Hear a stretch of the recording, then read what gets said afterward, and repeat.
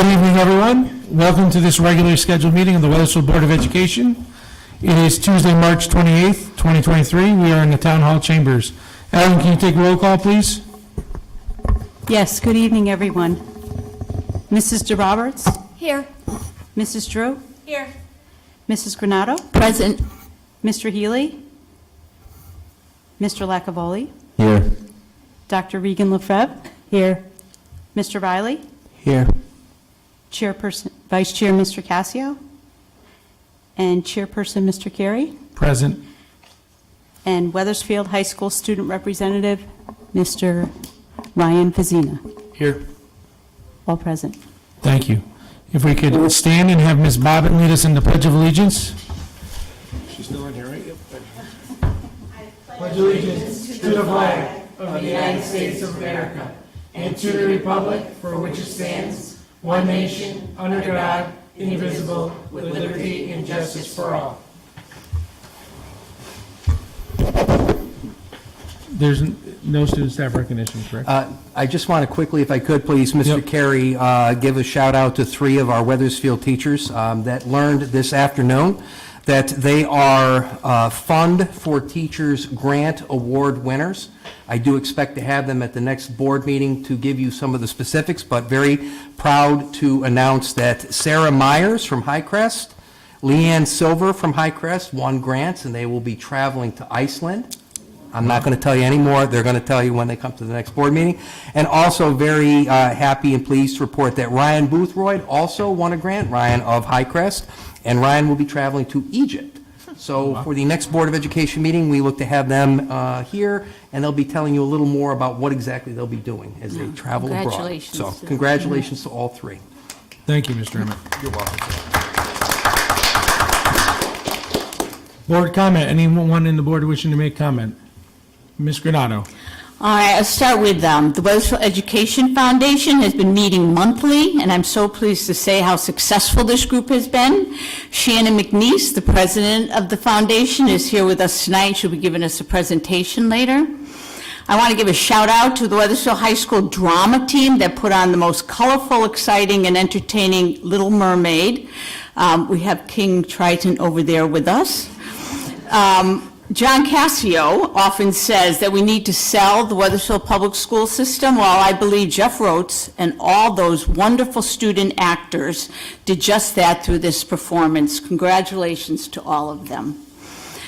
Keen for Kids met on Thursday, way back in March 2nd, in a Zoom meeting. This coalition includes the Keene Foundation, Wethersfield Public School, Central Connecticut Health Department, Wethersfield Library, and Family and Social Services.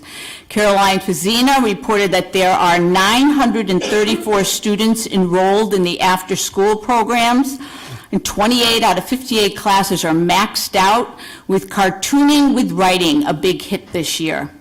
The musicals are in production with Matilda at Webb and Willy Wonka at Highcrest. And the hands-on science program is in our elementary schools and presently working in 2nd grade on motion. I was excited to be invited, way back when, to observe the 2nd grades at Hamner School. The kids are very much engaged in activities that demonstrate motion. A great lesson and a great program for our students. The Keene Foundation is still awaiting the state grant that will continue to fund Keene for Kids, a frustrating wait. Please use their website for any other information on the Keene for Kids. Thank you. Thank you, Ms. Granato. Any other board members? Ms. Drew. I also wanted to echo that the high school drama program, it was fantastic. My daughter and I just loved it. And then I also wanted to congratulate SafeGrad. They had a fundraiser this past Saturday where they raised almost $6,000 for the SafeGrad program, and they're going to be continuing to have more fundraisers because they need at least $60,000 to complete that, to make sure that the seniors have a great, safe night. So please keep looking out for them, and I just want to say thank you to all the senior parents. They did such a great job, so thank you. What was that price again? I didn't hear it. $60,000. 60, okay. Thank you, If you Ms. want to open up your wallet. Write a check. Thank you, Ms. Drew. Anyone else? Yes, Mr. Fazina. I'd like to make a few brief comments on behalf of the high school. Following the wonderful performance by our drama club, we are also going to be having a festival concert. This year, the WHS Choral Program, as well as the Instrumental Department, are teaming up with the elementary school colleagues to do combined events. For each night, the top musicians in our elementary schools will perform their high school counterparts for 3 amazing performances. Hoping that you can join us for the choral performance, April 3rd, 6:30 p.m., the band performance, April 4th, 5:30 p.m., and the orchestral performance, April 4th, 7 p.m. Thank you. Anyone else? Yep. Yes. Go ahead. Ms. Dr. Regan Lefebvre. Thank you. Briefly, this coming Saturday morning, the Hanmer PTO is holding a pancake breakfast and campus cleanup from, I believe, 8:30 until 12:30. There will also be a raffle, which includes some incredible prizes. Only $1 a ticket, includes pizza with principal cone for you and 5 friends. So get yourselves down to Hanmer School. What I like about this event is it's organized with the PTO and with volunteers from the Wethersfield Dads Club, so it's a real community event. And being the liaison to the Hanmer PTO has been an absolute pleasure, one of the pleasures of being on the Board of Ed. I'm just always impressed by the number of parent volunteers we have doing really great things to help our school communities. So come on down to Hanmer on Saturday morning. Thank you. Mr. Riley. Yes, good evening. I attended the Career Advisory Board meeting on February 27th, where we went over internships and mock interviews, and the career fair coming up on April 25th. The Career Advisory Board also had a meeting yesterday where the career fair was discussed, and social services discussed summer interns and internships, so that was really a good meeting. On March 22nd, I attended the SEPTO board meeting, and so that group has not met in a couple years, so we're getting a Google share site up and hopefully get that group up and running. And I also attended JA Day at Elizabeth Green School. It's an elementary school in Newington where I taught first graders something about family and money, so that was an interesting change for me and for them too, I'm sure. Thank you. Thank you. Anyone else? I'd like to congratulate, I believe the girls' dance team won an award in their championship. Girls basketball made postseason. They did lose in the first round. Boys basketball made postseason. They had a come-from-behind win against Ansonia in the first round and then bowed out in the second round. Boys hockey lost in the first round, and then congratulations to our girls co-op hockey team who made it to the finals and lost an exciting game, but it was their first time ever making the finals. So I believe we make up about 7 of the 15 players on that team are from Wethersfield. So it was very exciting. Mr. Emmett was down there. We were down at Quinnipiac for the finals. Also want to congratulate Ryan. Great job in Little Mermaid. I thoroughly enjoyed it. So did my daughter. And that's all from me. Moving on to approval of minutes. Do we have a motion to approve the February 14th, 2023 board meeting? So moved. Do we have a second? Second. Any comments, questions? With a motion and a second, all in favor say aye. Aye. Opposed? Abstentions? Motion carries. Moving on, do we have an approval of a motion to approve the March 13th, 2023 Special Board of Education meeting? So moved. Do we have a second? Second. Any comments or questions? Seeing none, all in favor say aye. Aye. Opposed? Abstention? I abstain. So noted. Thank you. Motion carries. Public comment. Anyone in the public wishing to make comment, please come to the podium. You have 5 minutes. State your name and address for the record. We've never seen you before. Good evening, members of the board, community. Kim Bobbin, 83 Longview Drive. I'm here tonight to speak as a resident on behalf of the importance of our multilingual community here in Wethersfield and to support my friends Andrew Long and Patty Burlow and their wonderful ELL staff. So I'd like to take a minute to share why this work is so important to me. On February 20th, I was sitting in a Mexican restaurant with my mother, Celia Maria Medina de Novelo Diver, and my mom was saying how at 74 years old, she wishes that things had been different in her life. And when she came to California in 1965, she did not speak the language, and she did not have access to ESL classes at her high school. She married my dad and moved to Connecticut, leaving her family in Mexico behind with her 2 small children. And as a young parent, she struggled to understand the education system in this country. She attended PTO, but she never felt like she belonged. And she is the reason that I get up every morning and work to ensure that our multilingual families feel welcome here in Wethersfield. When I first arrived here in Wethersfield, I didn't know anybody. And my neighbor asked me to join the library board. And at the time, the library director, Laurel Goodgen, said, "We have a growing immigrant community, but we don't know how to reach them." So as a member of the library board community outreach committee, I visited Hamner School and asked Principal Margaret Sakay what she thought. And she said, "You know what we need? We need a program where people could just come and talk to each other." So in 2009, the Wethersfield Library launched Time to Talk. And for 10 years, I volunteered with my friend Janine Barazzi for 30 weeks a year, 1 hour on Tuesdays.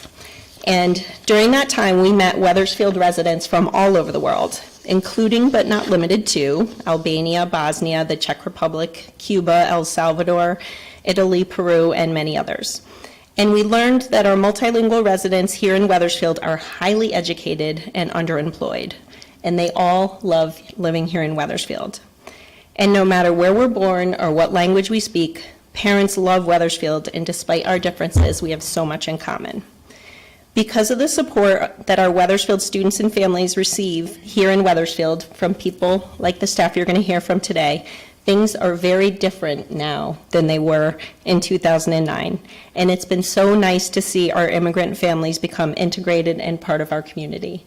So I just wanted to say, please support the work that they do. You have some amazing staff there, and you are rock stars, and I am honored to be here in your presence. Thank you. Thank you, Ms. Bobbin.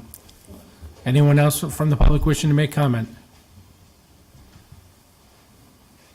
Seeing none, public comment is closed. Mr. Emmett, Communications. Thank you, Mr. Carey. Good evening again, everyone. It's interesting having board comment up front, so a lot of the thunder has been stolen already. But there are a few other events going on that I do want to make sure that the public is aware of. We have at Hammer coming up this week a STEAM night. I did have the opportunity to talk with Mr. Cohn today, and the latest sign-up as of this morning was 300 people coming to STEAM night, so very, very popular. I do want to give a shout out to our thespians over at Silas Deane Middle School. They actually presented Moana. It happened to be the same weekend as Little Mermaid, so there's definitely some competition there, but it was great to have the kids back in the auditorium and performing again. I also want to say to Ryan, thank you for saying the plug about festival. It was an honor for me yesterday to attend the festival orchestra practice. I actually got to go up on stage and play with the kids, and I am not a musician. The amount of effort and work that goes into preparing this event is monstrous. It's really unbelievable. So a huge shout out to our music teachers who instill the passion in the kids. And I will tell you, if you can go next week, I highly recommend it. The excitement is palpable, and it is a great opportunity to see our talented students. A couple of other items for you in terms of being out and about. As Jim mentioned, we had a career advisory board meeting last night over at the high school. We are preparing for our upcoming career fair, which will be held at Wethersfield High School coming up on the 25th of April. We're looking forward to 72 businesses and outside groups coming in and providing our students with an opportunity to think about the future. And when I think about our strategic plan, we talked about it last night, opening up our school to those to come in and getting our kids out to see what opportunities are there. So very much looking forward to that.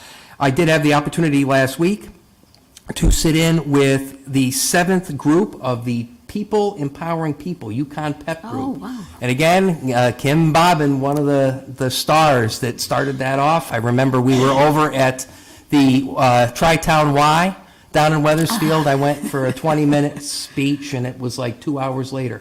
It was engaging, and what I have seen over the past 7 seasons of PEP is the development of true parent leaders.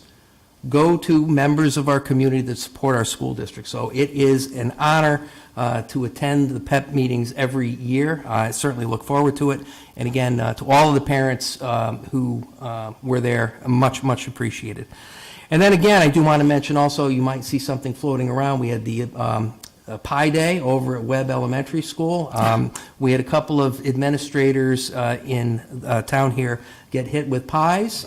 Very pleased to see that we had a sixth grader from Webb who ended up remembering, I lost count at the number of numbers in pi. This year they expanded it out to staff as well, and Mr. DeMonte was able to hit the superintendent square in the face with the pie. I know it was something that he truly enjoyed. I could see the smile on his face, believe me. But what was interesting about it was the excitement that the kids had toward math. And as they were leaving the auditorium, it wasn't, they were laughing because I had Barbasol all over my face. It was, Mr. Emmett, can you turn on Prodigy? We really like the Prodigy app. Can you turn that back on? They're asking me for math materials. That's what they were interested in. Now, if Prodigy would follow the state law around student data privacy, we'd love to open it up. So to my friends at Webb, the moment we get the signature from Prodigy, we'll absolutely turn it on again. So, and then last, I certainly don't want to end communications on a negative note, but I want to make sure that the members of the public are keenly aware of the fact that yet again, yesterday, we suffered yet another school shooting. And every single time this happens, it reminds us again of how diligent we need to be in terms of making sure we do everything possible to keep our students and our staff safe. In the audience this evening is Mr. Barabalt. He is our Director of Security across the district. When things unfolded yesterday, we were in constant communication.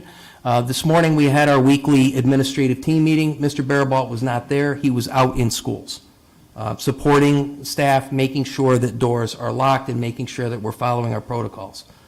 I would love to see society get to a point where this never happens again. But you have my word that we will continue to do everything possible within this district to ensure that we have a safe and healthy learning environment for all of our students and all of our staff members. So with that, it's communications. Thank you, Mr. Emmett. Moving on to action items. Ms. Drew, I believe you have a motion for us. I do. I move that the Wethersfield Board of Education set the graduation date for the class of 2023 as Friday, June 9th, 2023. Do we have a second? Second. Thank you. Any questions or comments? No. Seeing none, all in favor say aye. Aye. Opposed? Abstention? Motion carries. We have another motion. Ms. Drew, when you're ready, I believe you have that motion for us. I do. Hold on a second. I move that the Wethersfield Board of Education, pursuant to Connecticut General Statute, Section 10-215F, certifies that all food items offered for sale to students in the schools under its jurisdiction and not exempted from the Connecticut nutrition standards published by the Connecticut State Department of Education will comply with the Connecticut nutrition standards during the period of July 1, 2023 through June 30, 2024. This certification shall include all food offered for sale to students separately from reimbursable meals at all times and from all sources, including but not limited to school stores, vending machines, school cafeteria, culinary programs, and any fundraising activities on school premises sponsored by the school or non-school organizations and groups. And further moved that the Wethersfield Board of Education will allow the sale to students of food items that do not meet the Connecticut nutrition standards and beverages not listed in Section 10-221Q of the Connecticut General Statutes, provided that the following conditions are met. 1, the sale is in connection with an event occurring after the end of regular school day or on the weekend. 2, the sale is at the location of the event. And 3, the food and beverage items are not sold from a vending machine or school store. Thank you. Do we have a second? Second. Thank you. Mr. Emmett, any comments? Yeah, this is a state mandate. This is something that comes before you on a yearly basis. Thank you. Any questions? Yes, Dr. Regan Lefebvre. I just have a comment, which is that, of course, I support this, and I support healthy food in our schools. I think there's plenty of evidence that it's good for students' concentration, for their general well-being. I think it's really important for us as a district to take responsibility for their nutrition while they're in schools. But this kind of stuff that seems to get past these requirements is amazing. When I hear about what my kids actually eat at school, and they usually get lunch at school, I'm like, how is that allowed? So that is not what we're voting on. It is a little aside, but I wish that these Connecticut state standards were a little bit stricter, because I'm not convinced right now that what students are getting is of the highest nutritional value. So, but I support this. Thank you. Anyone else? Seeing none, all in favor say aye. Aye. Opposed? Abstention? Motion carries. Thank you, everyone. Moving on to reports and discussion items, announcements and information. Please check your packet. If there's a committee meeting that you cannot come to, please let the committee chair know. Also, when we're taking polls for special meetings, please make sure you respond. And if you're going to show up, please make sure you let DO know, because some people rearrange their schedules so that we have a quorum. So it's important that we're responding to all emails so that we know who's coming to meetings. And ELL Program Presentation, I believe that's Mr. Soley.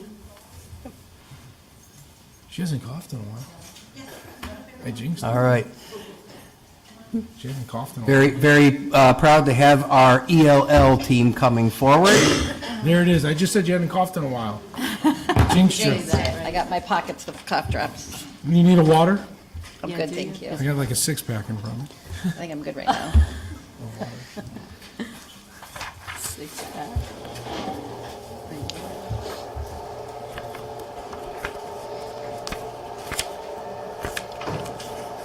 is for me.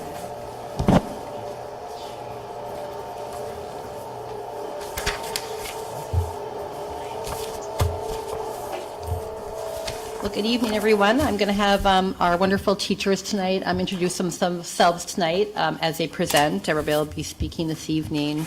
I'm just going to go ahead and introduce our presentation.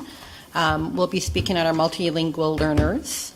But I want to just set the stage for you, shall I say, tonight about our district priorities. And as you're listening to our teachers talk about our programmatic pieces, but also what it looks like in the classroom, you're going to hear a little bit about our empathy, equity, and achievement priorities. You'll definitely hear how the work they do, both as a programmatic component, K-12, but also in the classroom, meet the priorities of building a positive, empathetic, and safe community to increase effective communication. Our priority 2 around achievement, to increase student achievement through the implementation of innovative, inclusive instruction and evidence-based practices.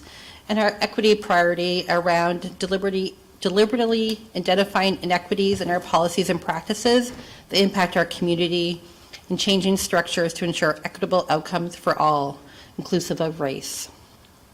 So I'm going to turn it over to Patty and Andrew to introduce themselves and start us off.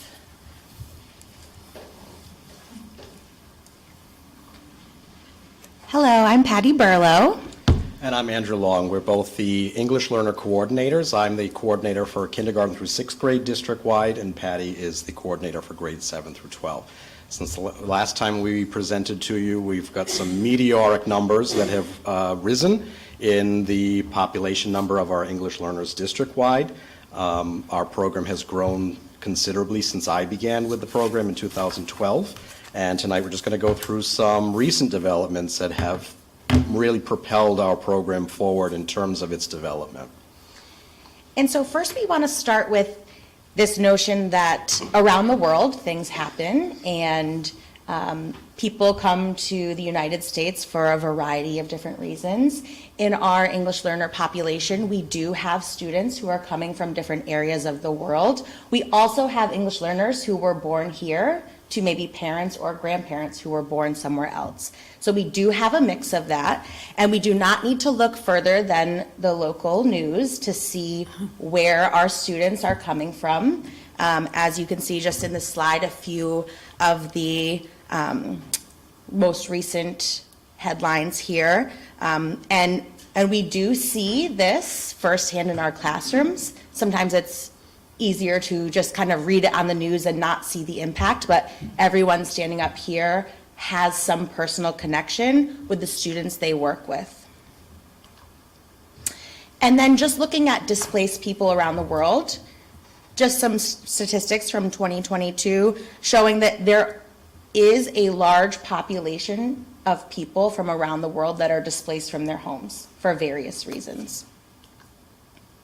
And then this chart is perhaps the most poignant since it actually aligns with our district numbers. So you can see, and the numbers at the bottom are a little faint, but you can see around 2010, the numbers begin to spike. And that's exactly what you see in our program in Wethersfield.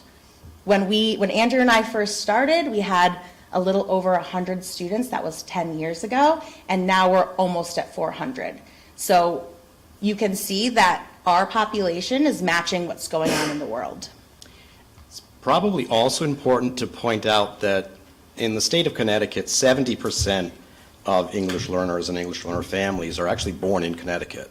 And yet we are also working with students who have faced political and political upheaval, natural disasters internationally. We are currently at 380 students. We had 363 before December break, and we're looking at admitting another 6 to 7 students in the next week. So that could likely bring us up before the first week of April to 390 students that we're currently working with in grades K through 12. It's also interesting to note that even students who might not be in our English Learner Program, we do have a lot of families in Wethersfield that are fortunate enough to have more than one language in their home. So the statistic now is 1 in 3 Wethersfield families have a language other than English represented. So even if we are not directly servicing these students, this is a big culture change and something that our general ed teachers get to kind of enjoy in their students. And another slide will discuss kind of what the teachers have to do, and one of those things is Tier 1 strategies in the classroom to reach all learners, even if they're not technically an English learner.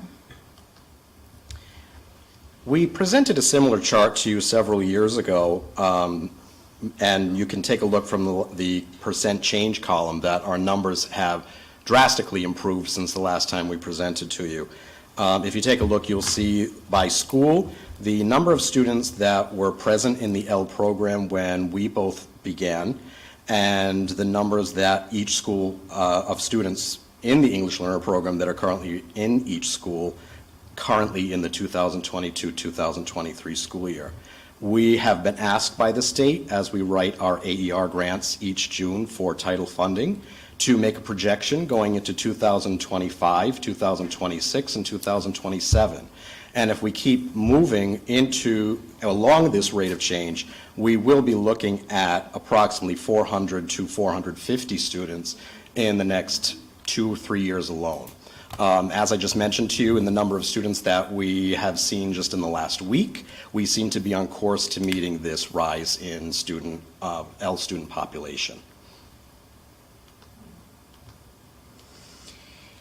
So one thing to note here is that this program is not necessarily just something that's nice that Wethersfield offers. It is there are federal and state guidelines that we are following, and so there are certain things that we need to have in our program, and we have to follow that. So some of that's including how we identify our multilingual learners.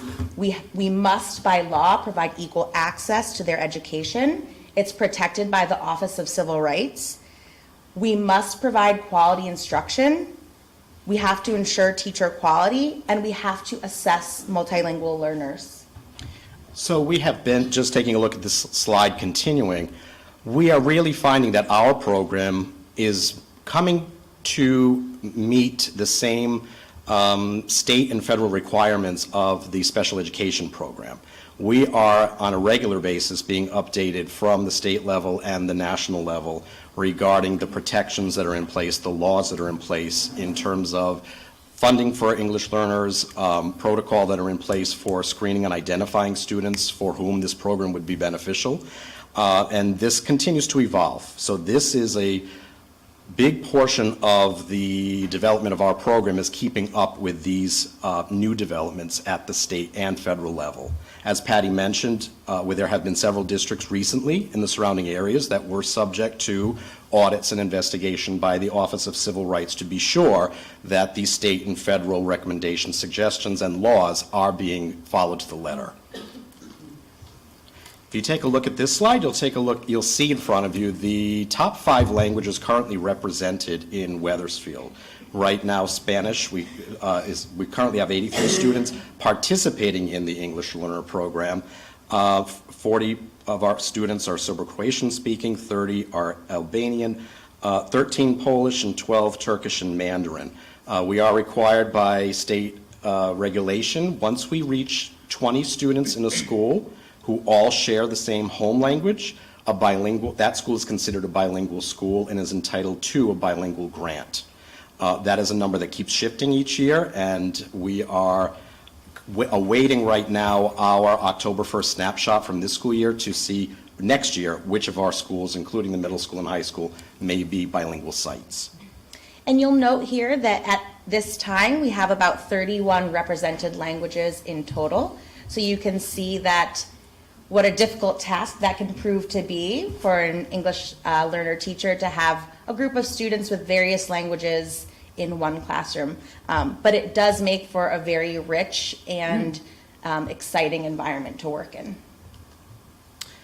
We chose this slide to present to you because we are regularly comparing ourselves to the requirements, both federal and local, of the special education program.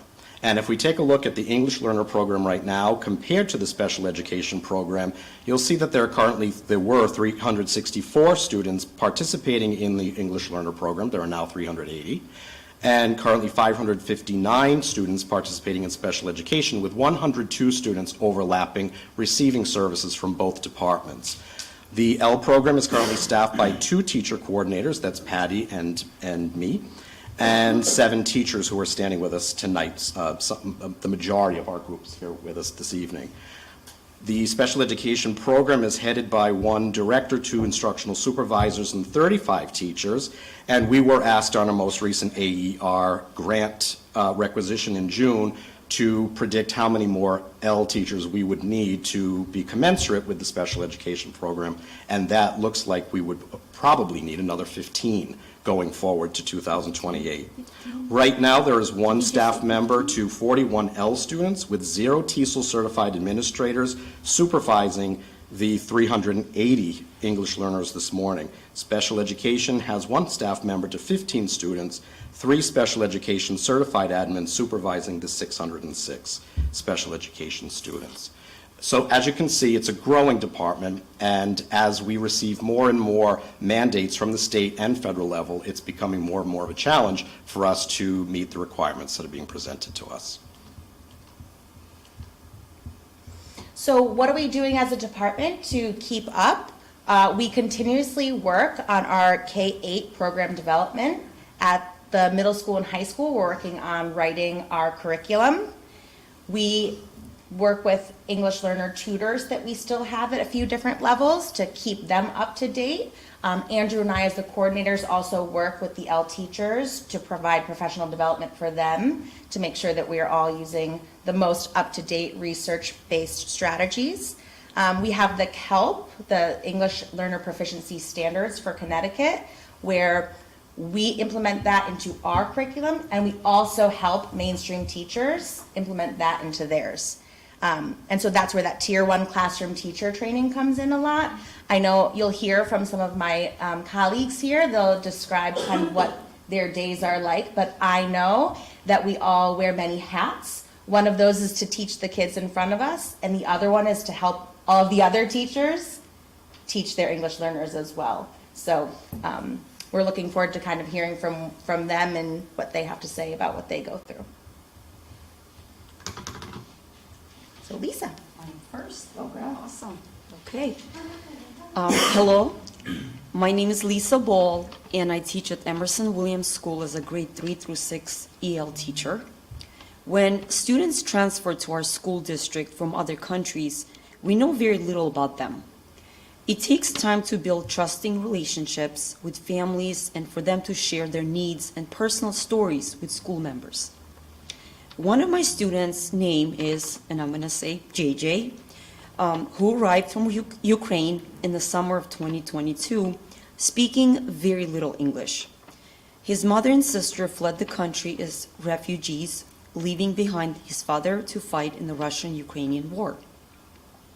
Upon his arrival, he had difficulty adjusting in our school. He was unaware of the behavior requirements and school etiquette.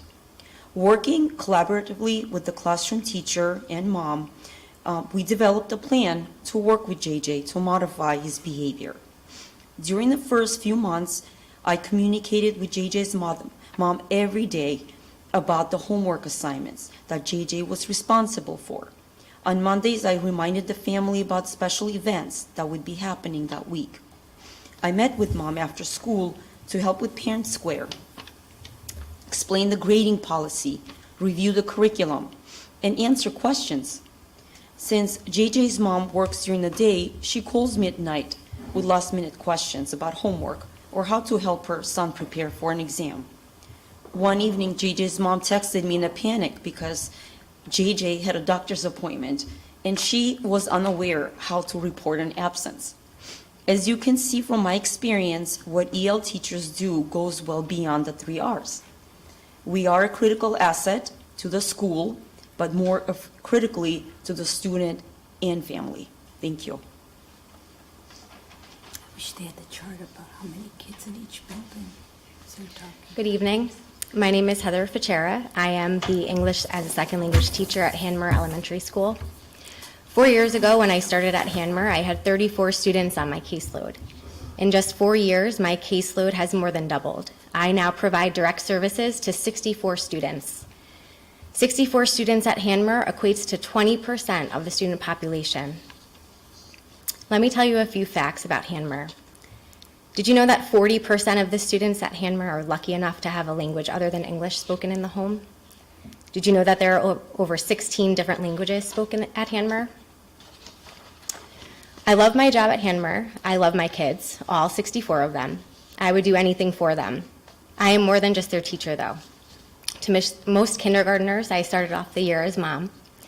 To some, I am their therapist. To others, their social worker, and to most, the liaison between family and school. To many of these students, I am the safe haven, the one constant in their life. They know they can come to my class and not be judged for their accent, for what they have or don't have, for what country they have come from, and for what unique qualities they bring to our school. As you can see, as an ELL teacher, we wear many hats. 2 weeks ago, well, a little longer than 2 weeks ago at this point, a student came to my room with a look of concern on her face. When I asked her if everything was okay, she looked at me and said, "There was an earthquake in Turkey this morning. My family is still waiting to hear from my grandparents to find out if they are okay." That story comes from a 7-year-old child. Another 7-year-old student said to me, "Mrs. Fichera, I wish the war in Ukraine would end so I could go back home." Stories like these can't be ignored or pushed aside in class. Our students have stories to tell. Most of them have already had unimaginable experiences that we as adults have never had to witness or succumb to. They have had experiences that we would never want our own children to have to go through. They are entitled to an equal opportunity to succeed in school, just as our monolingual students are. Thank you.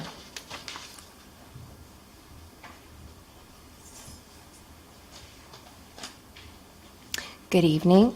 My name is Jane Scully, and I am one of 9 certified EL teachers serving Wethersfield's almost, like Andrew Long said, almost 400 multilingual learners and their families. My position has been a full circle moment. I immigrated to the U.S. as a child with my parents, and I was also a multilingual learner in elementary school. Many of the struggles of our multilingual students' families have not changed much since my own parents first navigated the U.S. education system 30 or so years ago. language barriers, cultural differences, economic hardships, underrepresentation at the decision-making table, lack of advocacy, discrimination, systemic racism. These continue to be pervasive issues for many of our students' family, especially those of our multilingual learners, many of whom are immigrants and people of color. Our position as certified EL teachers is unique because not only do we have to provide the best possible education for every one of our students, but we also serve as advocates for our families. Because their voices are often overlooked, sometimes inadvertently, but sometimes also with indifference. In the 6 years that I've been part of Wethersfield Schools, I've advocated for and seen great improvement in the realm of communication with our multilingual families. Pre-pandemic, I introduced and implemented a family communication app called Talking Points, which I and my fellow EL teachers use with great success with families who were previously very difficult to reach. It took a pandemic, I believe, to further push the district to address the immense disparity in meaningful communication with families who speak another language at home. And so we were happy to see the district implement Parent Square, which now allows even more families to receive important communication in a language that they understand. And the district's use of interpreters for conferences and other meetings have increased immensely, which goes to show that the need has been and is still there, and we as a district are doing better at providing the services that all of our families are entitled to receive. We've made great strides, but make no mistake, we still have a long way to go to prove that Wethersfield Public Schools is truly committed to its priority of providing equitable educational services for all of our families. You can count on two hands the number of certified staff we have working with the nearly 400 and possibly growing multilingual students and their families. And as you can imagine, we are stretched extremely thin. The gratitude we receive from our multilingual families is so extremely rewarding, and I only wish we as a district were better equipped to help more of them. Our multilingual families have so much to give if only more of them felt valued and welcome and are given a voice at the table. And I urge the board and the town to consider whether we will financially back what we claim to support to provide our families with all they are entitled to receive in order to move even closer to educational equity in Wethersfield. Thank you.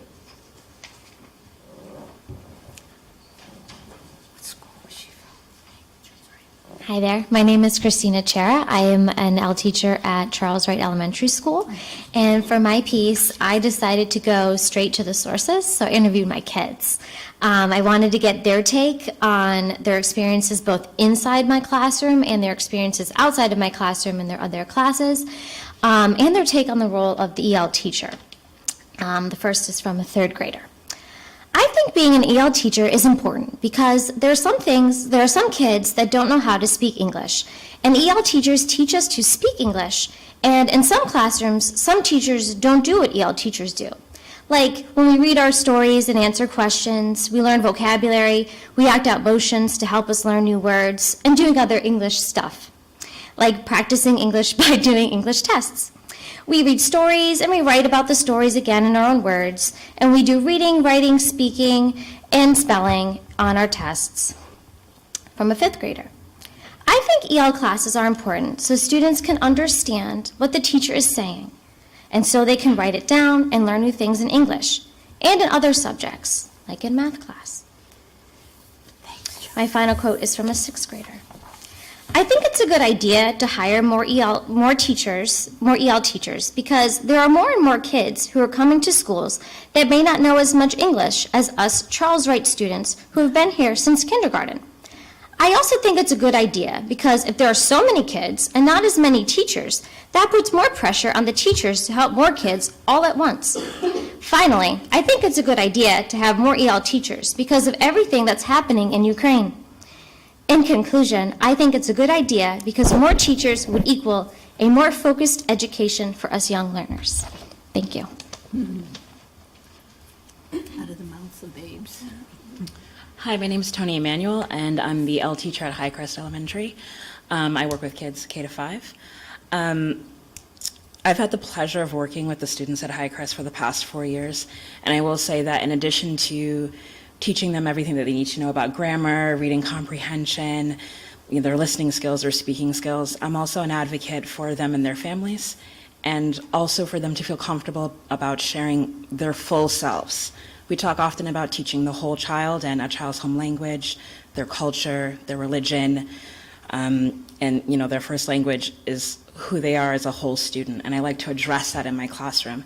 I've had students, particularly in fifth grade, say to me, your classroom is where we feel comfortable, we can be ourselves. They're not afraid to speak with a full accent. They're not scared to show parts of their culture that they're proud of, but that they think other students might think that they're weird, or their teachers might not understand them.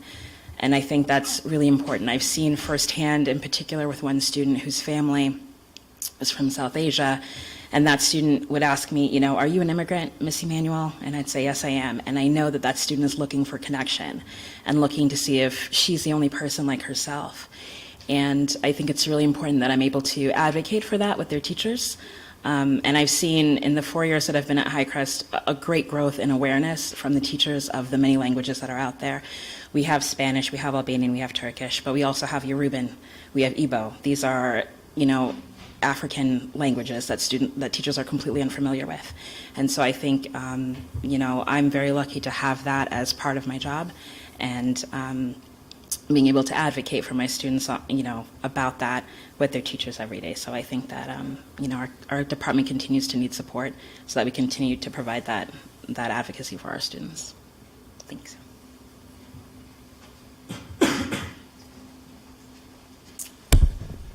I'm bringing up the rear. We promised we won't keep you too much longer. I'm Jim Miner at the middle school, the English language teacher at the middle school. And as you may remember from the numbers, we have 43 English language learners at the middle school. But what they didn't mention is that the state actually requires, after they exit being identified as English language learners, they have 2 years of what the state calls monitoring. So if you add those, it's a lot more, right, guys? But we feel so privileged. I feel so privileged to work with these students. At the middle school, our families represent 29 languages, over 40 countries. We ask our families, all of our families, not just English language learner families, but all of our families at the middle school, we ask every fall what countries you or your parents were born in, and what languages are spoken in your homes. And that's where I got those numbers. 29 languages in over 40 countries, birthplace countries, just in our families and their parents. If you add the grandparents, there's more, of course. But it's amazing. It's one of my favorite things about the job.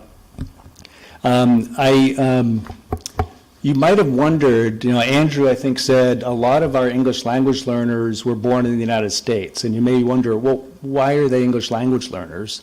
And research, maybe you know this already, research indicates that it could take up to 9 years to reach grade level. And so by the time they get to middle school, if they start in kindergarten, that's maybe 7 years or so. And then when you add the dual identification, like at the middle school, half of our English language learners are also special education students. So when you add that, it could take a little bit longer as well. So that might be answer a question some of you might have of why we have so many English language learners who are born in the United States. We also have lots of learners who came as newcomers, and wanted to share just a little snapshot of somebody who just arrived this year from Turkey, and she knew zero English. She walked in, she had a great attitude, but she and her mother, who came with her, just they didn't know any English. So we provided interpreting for the parents, and then I'm pleased to say that young girl, that 7th grader now, in March, has jumped 2 levels according to testing, just because of the support she's received, not just from me, but also from her teachers, because that's another big part of, like I think Patty said, we work with the general education teachers as well, how to modify, how to provide scaffolding to support those students. So thank you for your support. I know you guys are all, I'm preaching to the choir here, we are, but we really appreciate your support. for the important work that we do with English language learners.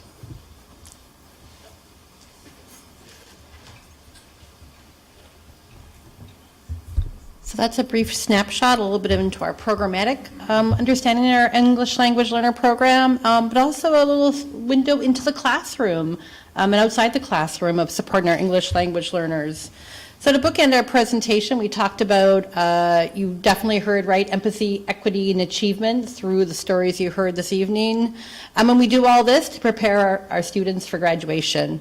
The work they do help prepare our students for vision of the graduate towards developing our students as communicators, problem solvers, and collaborators. And you heard that in our teachers and the work they do tonight modeled. They're also modeling and working as communicators, problem solvers, and collaborators as we support our students and their families. So I'll open up to questions you might have. Any questions or comments coming from board members? Yes, Dr. Regan-Lefebvre. I have many questions and comments. Thank you so much, all of you, for your presentations. And thank you for the work you do with all of our students. Many of you are going above and beyond. I know that, for example, Mrs. Fischera, you've opened up your office to students who are celebrating Ramadan, and I really appreciate that. As well as a board member, I'm a parent with a child in the program. I have one child who's not in the program and one who is. You know how these things go. So it's something I have a little exposure to, and I've been very impressed with it.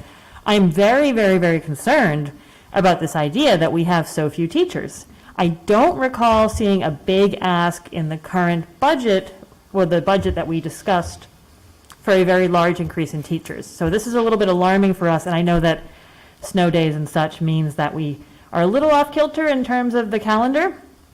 But I think all of us on the board, even though we are realists and pragmatists about how things work with town budgets, if there is a serious need and we are potentially out of compliance, then we want to know that.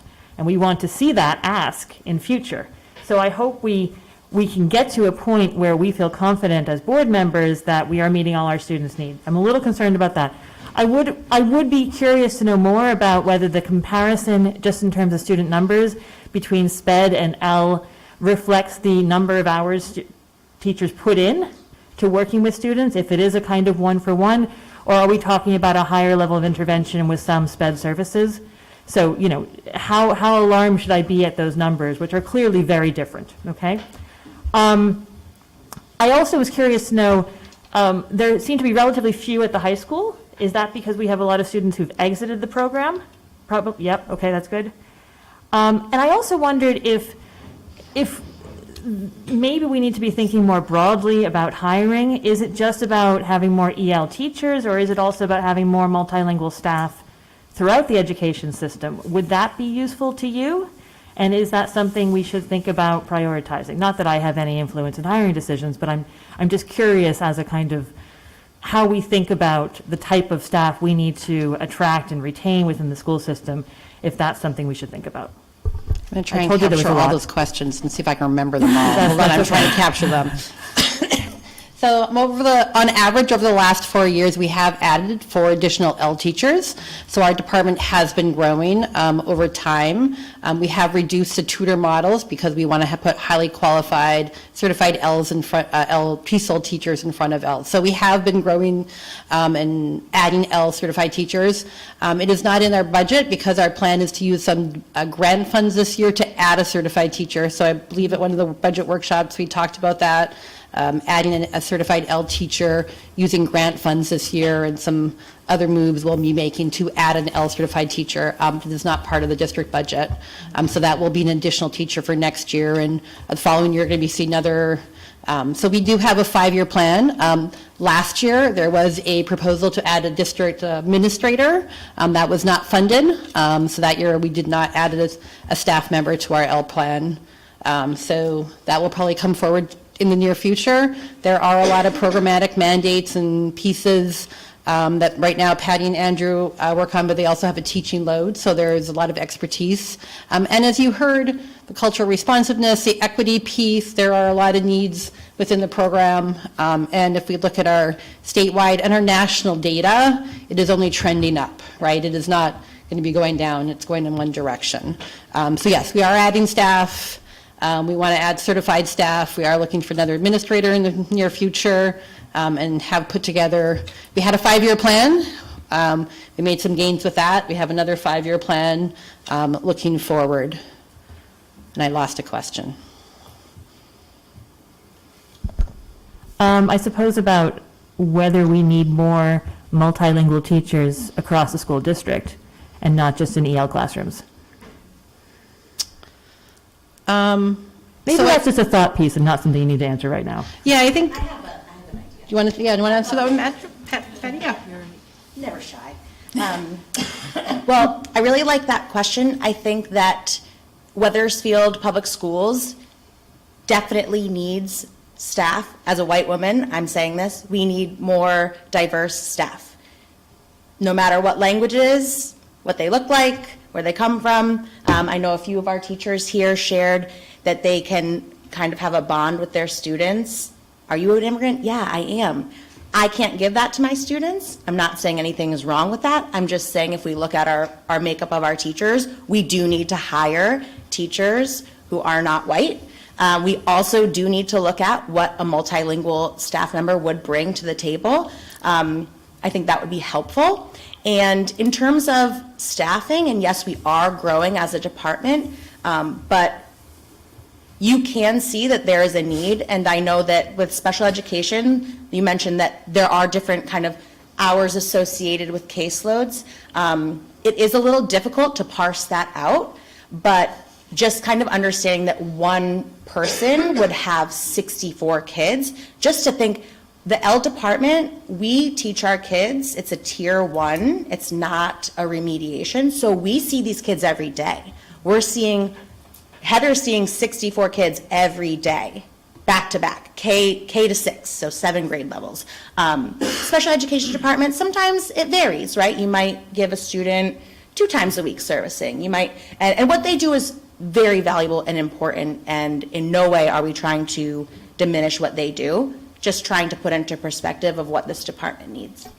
And if I may, should the board decide to really pursue and look at the importance of having multilingual staff members, by state regulation, every August 1st, we are required to post to the general public looking for state-certified bilingual teachers to fill the bilingual requirement. Every year we get 2 applicants, and neither one is certified. So we are dependent on bilingual tutors to fill that programmatic piece. So to find more staff members who are able to bring the multilingual aspect to the program would be fantastic. The reality is the teachers that we have here tonight who are TESOL certified teachers, each time that their positions were posted, we had approximately 21 applicants. So it is a shortage area for TESOL, and bilingual even more so. So it would not necessarily be the fault of our department if we can't find people, but it's certainly a fantastic question and is something that we are definitely interested in pursuing. Can I just follow up for quick clarification? So the languages in which we are supposed to attempt to find bilingual teachers, are we looking 3 or 4? Currently, we are required to have Spanish-speaking bilingual teachers to meet the bilingual requirement at present. In each school? Or one per Every year it district? shifts based on the numbers. So Right. again, when there are 20 students in a school that's all speak Spanish, we are required to identify that school as a bilingual school. Okay. Yes, and now we're noticing that the Turkish population at Hamner specifically is rising to about 17 or 18 students. So when we get to the 20th Turkish-speaking student at Hamner, we will be posting for a Turkish-speaking bilingual teacher. So if we can't find Spanish-speaking bilingual teachers who are certified, I think the challenge is going to be to find Turkish-speaking certified bilingual teachers. And there are other districts also seeking Turkish-speaking teachers as well. And what are these teaching positions? It's for anything?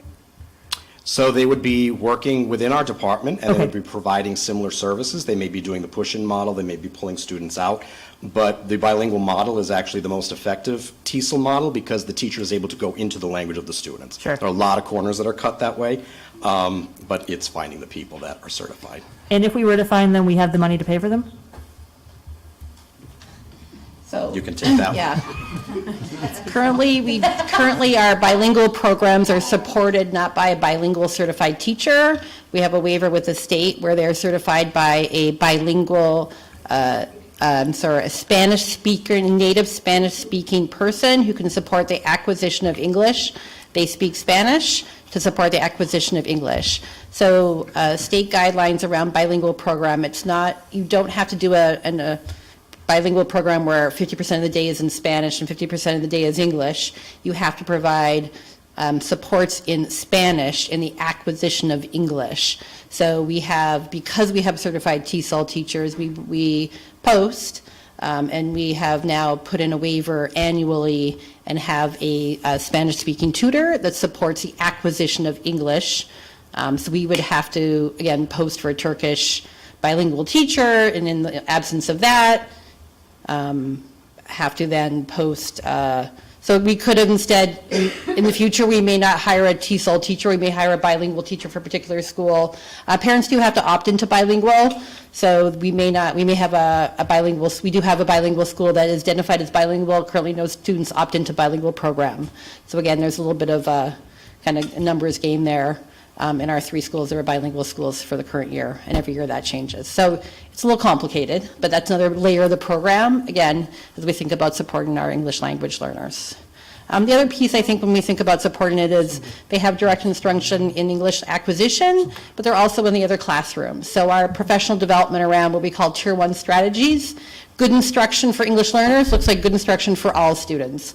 And so making sure we have strategies in the classroom for learners around vocabulary acquisition, using pictures, right, movements that we talked about, really good, strong instruction helps the learning in the classroom, all students. So that is part of the professional development we do with teachers also.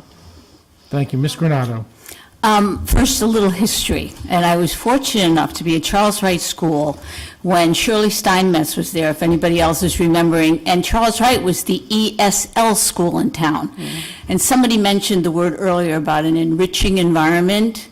Well, it was fascinating and an enriching environment. And I have to say that what I appreciated the most was the curiosity of the students. You know, somebody would come in from Afghanistan, and, you know, Dad had gotten them over that border somehow, and then families in Wethersfield sponsored families from all these worn-torn places. It was actually, for a bad time, it was a wonderful time. And these children would come, and they added, they were enriching to the classroom because the kids wanted to know everything about them. I enjoyed those years tremendously. And then it got to be such a big population that they decided to go to the home schools, and that's how it worked out. So that's my history. But I have a question. I think all teachers have a problem looking at the duality piece, where are you an ELL student or are you special ed? And I know for many years it was hard to decide where they fit. So now you're calling it a duality, so that's a different way of approaching it. Am I right? Okay. Yeah, if they're identified both as English language learner and special ed, they would be duly identified. And they've been tested then in both to get that, okay. Okay. Yeah. Very hard, isn't it? Yeah. But I do want to emphasize the idea of, the idea of communicator and our vision of the graduate, that having multilingual learners and having more than one language is really an asset, right? It builds their communication, their collaboration, and our department really values encouraging students to keep their native language and keep that language. Talk about a global society. It really is an asset to have multiple languages. I become very jealous. I wish I had more than one language. Makes 2 of us. Thank you. Mr. Roberts. Well, just very quickly about that. Several decades ago, I was a hostess at a hotel in Farmington, and you know, there's housekeepers and people doing the laundry, and one evening I got talking to some of the Polish women who only spoke Polish, very little English. Found out one was a doctor, one was a teacher, one had owned her own successful business in Poland. So it just really taught me about checking our biases, and I can see that that is something that you can teach all of us, so I appreciate that. The other thing I'm just not clear on is how much of what you do is supported by grants, and where the grants come from. There is a Title III grant and bilingual grant, not that are part of the consolidated grants that are support, that are for English language learner and bilingual programs. So those are either supporting our, mostly staffing. So as we've added ELL teachers, we've used those to help add, support our staffing and the growing population and our materials. And who looks for the grant, well, is that grant? These are entitlement grants that come to us from the State Department of Education, not competitive grants. Oh, okay. So you don't have the usual hoops to jump through, or? Yeah, so it's allocated from the state, so it wouldn't be like competitive. We would be getting, the state would allocate that money to us as part of the consolidated grants. All right. Yep. And there was something about, well, you needed to match the special ed teachers, you would need 15 more, and was that for a grant? Did I must have heard that wrong. Yeah, I think the big message, if you were to leave, if we could leave you with a couple ideas, right? That we have a growing population. Our department has grown, but our department needs to continue growing. And we have our numbers that started at the beginning of the year have grown since this year, right? Like, we are growing at rapid speed. Our needs are diverse, right? You heard the stories. It's not just instruction, but it's the equity, it's the empathy, and the work they do in the classroom, but out of the classroom for parent engagement and advocating for students and their families. And so there are a lot of kind of programmatic pieces that are similar to special education.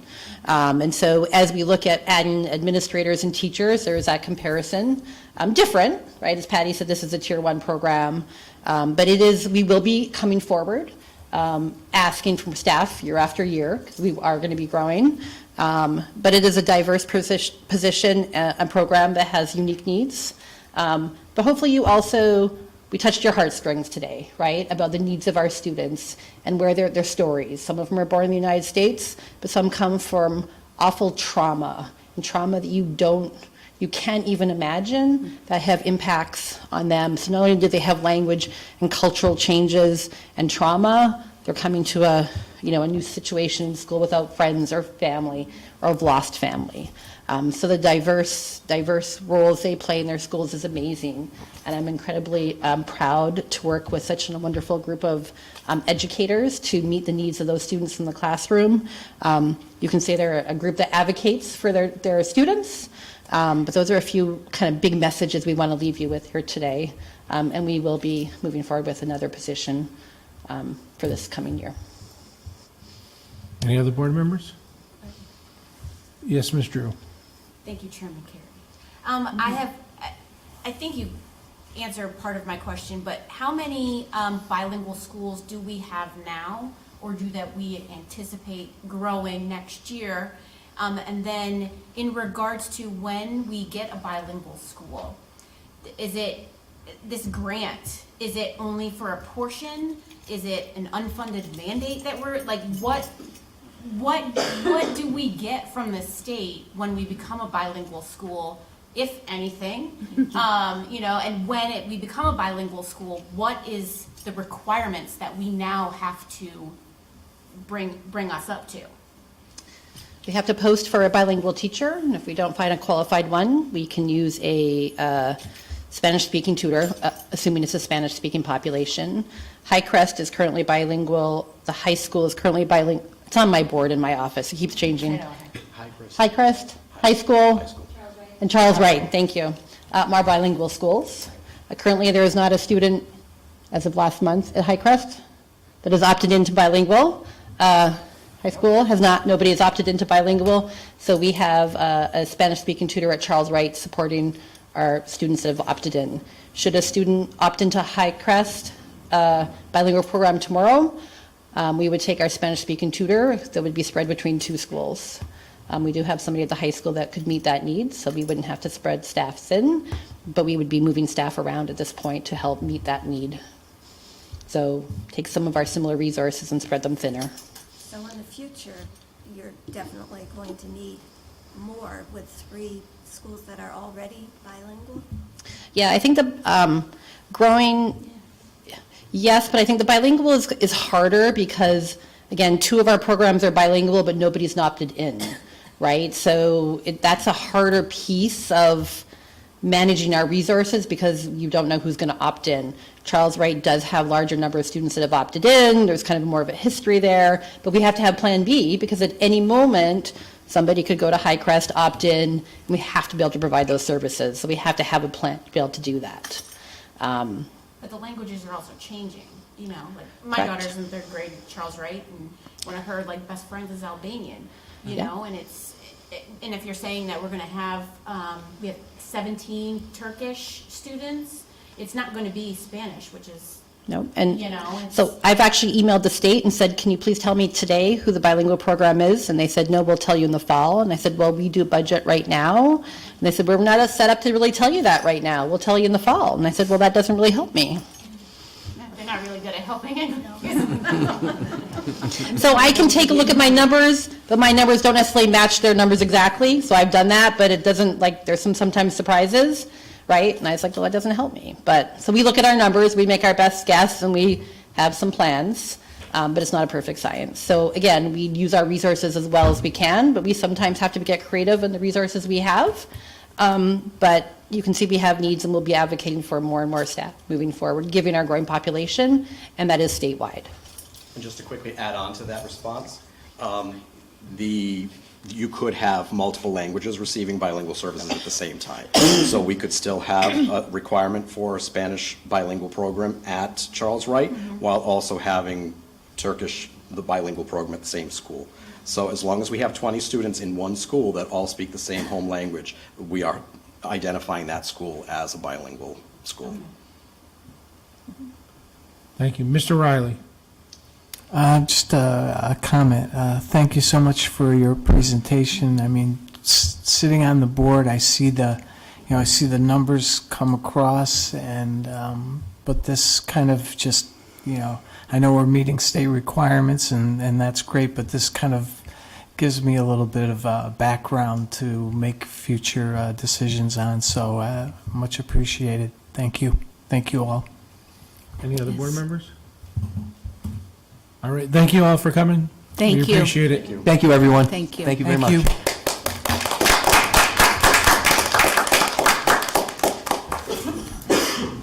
The Wethersfield Education Foundation, are we keeping this down? Yes. Okay.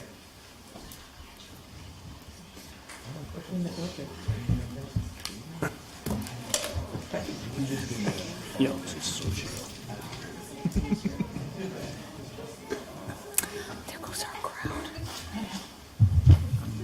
Good behavior.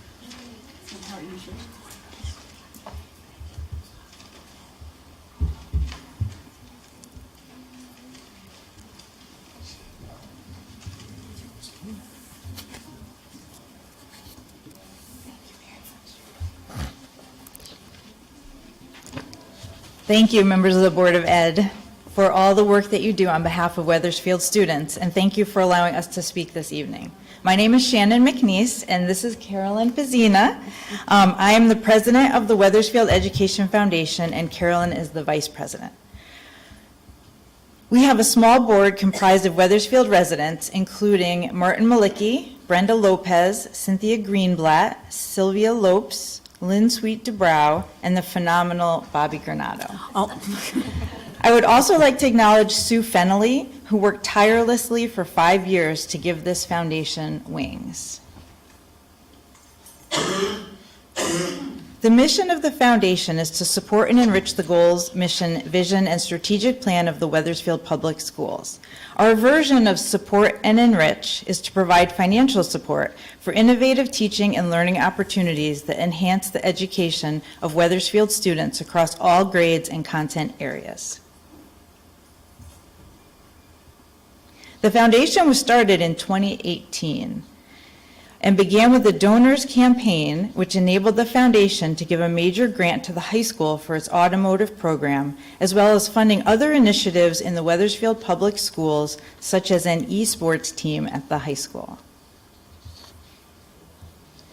2 years ago, the foundation streamlined the grant process by offering the opportunity for all Wethersfield schools, staff, as well as community organizations that impacted our students to apply for innovation grants.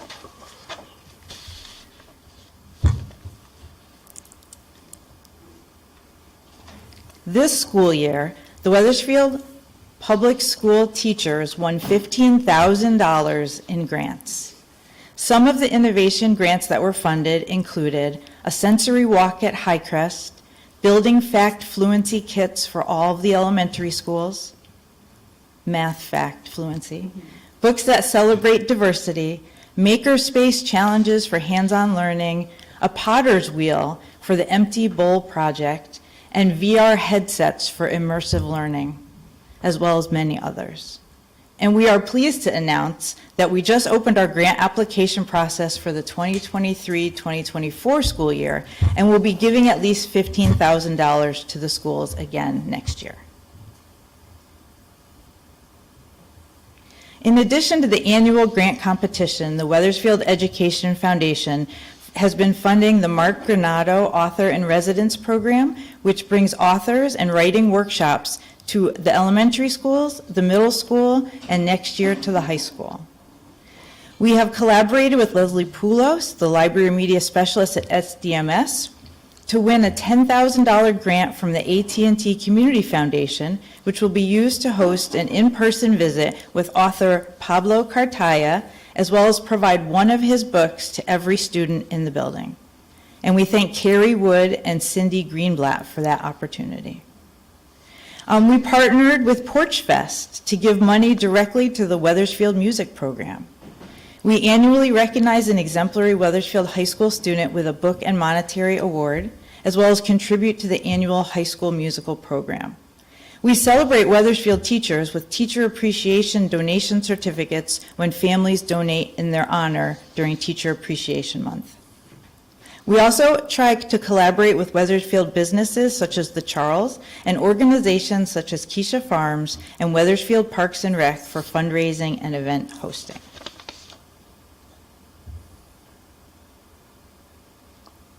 At the end of this year, we will have given more than $40,000 directly to the schools, and by the end of 2024, we will have given more than $60,000 in 5 years. As a small nonprofit, we are committed to continuing our work to provide the students of the Wethersfield Public Schools with enriching experiences beyond the traditional classroom curriculum. To achieve this, we are dedicated to actively growing and sustaining our donation base and fundraising efforts. We appreciate the passion of Wethersfield's teachers, and we are excited about the prospect of more fantastic, innovative, and creative grant ideas to come and the positive impact they have on all Wethersfield students. You can find out more about the organization or make a donation by visiting wethersfieldeducationfoundation.org or following us on Facebook. Thank you. Thank you. Thank you. Any questions? Any board members with questions or comments? Well, I will comment. I have to say, first of all, it's been a wonderful organization right from the start. Not just social, which was always a lot of fun, but to organize something from scratch is really quite a feat. You don't realize the legalities of it all, and then getting the pieces in place, and then the people in place. But I thank everybody. It couldn't be done by one, for sure. So thank you all. Our pleasure, truly our pleasure. Thank you. Anyone else? All right, thank you so much for coming tonight. Thank you.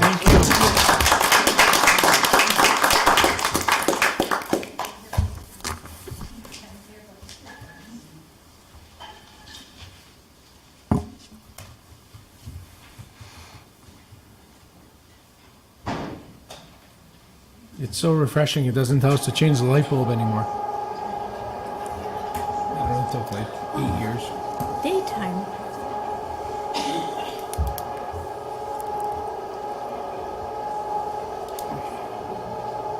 Moving on to meetings held. Correct council meeting on 2/15/23. Ms. Granado?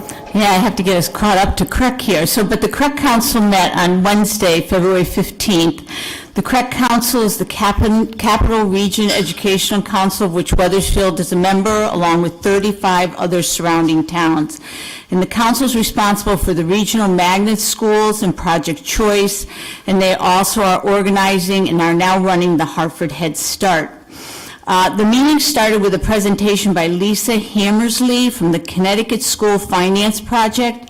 Lisa spoke of the importance of supporting the House Bill 5003, which is the Student Center Funding Bill. This bill is important for the future full funding of CREC and for monies for Connecticut towns when the COVID federal dollars end in 2025. And the latest news on this is that the bill is now out of the committee. So fingers crossed, everyone. The council also heard from Tom Mooney, the chief counsel for Shipman and Goodwin, who discussed very positive contract negotiations. His discussion was on the success of the CREC teachers contract and the CREC certified administrators contract, as both were approved, and the council voted their approval of both contracts later in the meeting. The CREC website has more details on all this info. And the last agenda item was for council members to discuss or ask questions of other members. I did ask for any general information on students' post-COVID classroom behaviors and the success of town's SEL curriculum. CREC Council gives us an opportunity to work with our neighboring communities on any and all issues facing education today. Thank you. Thank you, Ms. Granato. Moving on to budget workshops, Ms. Drew, you're going to take day 1 on 2/25/23. You'll take day 2 on 3/1/23, and you'll take day 4 on 3/8/23.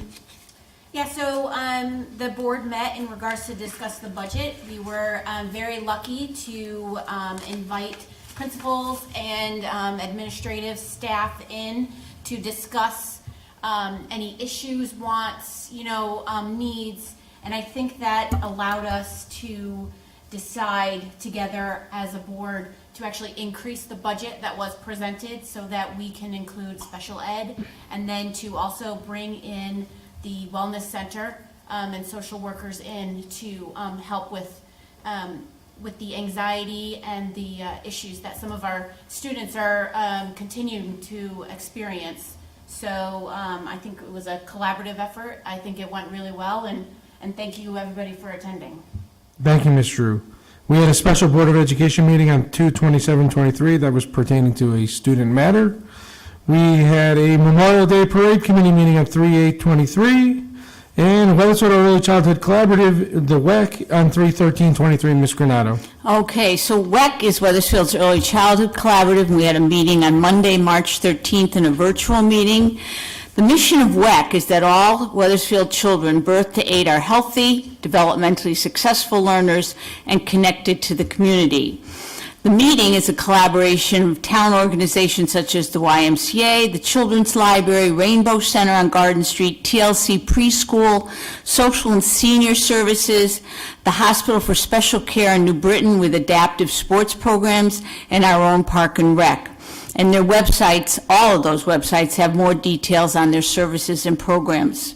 The WEC leaders, Jim Welch and Kim Bobbin, are working to communicate to all families of preschoolers the importance and availability of preschool classes. If you have a young child, please check the WEC website or call Wethersfield Public Schools, and you will be directed to all the info on preschool opportunities. The Wethersfield Public Schools statistic on students entering kindergarten without any preschool experience is increasing, and educators know how important that experience is. Research is showing that the true value of preschool is helping little ones to develop non-cognitive skills like emotional and social intelligence, grit, one of our favorite words, and respect for others. Research shows that preschoolers were much less likely to get arrested, go on welfare, or be unemployed as adults. They earn significantly more, and there has been significant evidence that the kids of parents who attended preschool had significantly better outcomes in life. So please encourage family and friends to get their preschool-age children into preschools. It is so valuable for the child, family, school systems, and communities. Thank you. Thank you. We had student programs and services on 3/21/23. We had another special Board of Education meeting on 3/22/23 that was pertaining to a student matter. And then Finance and Operations Committee meeting on 3/28/23. Ms. Drew. So we met this evening. Currently, we are on budget. We're squeaking under just a little bit. And that even includes, we are actually $300,000 over budget on our line item for substitutes, which is a concern. And then we also received 2 bids for the facility assessment, and we will be opening those at a later date. Thank you. The meeting schedule, Memorial Day Parade, 4/12/23, Wethersfield Early Childhood Collaborative Meeting, 4/17/23. There's a townwide budget meeting, 4/17/23. Student Programs and Services Committee on 4/18/23.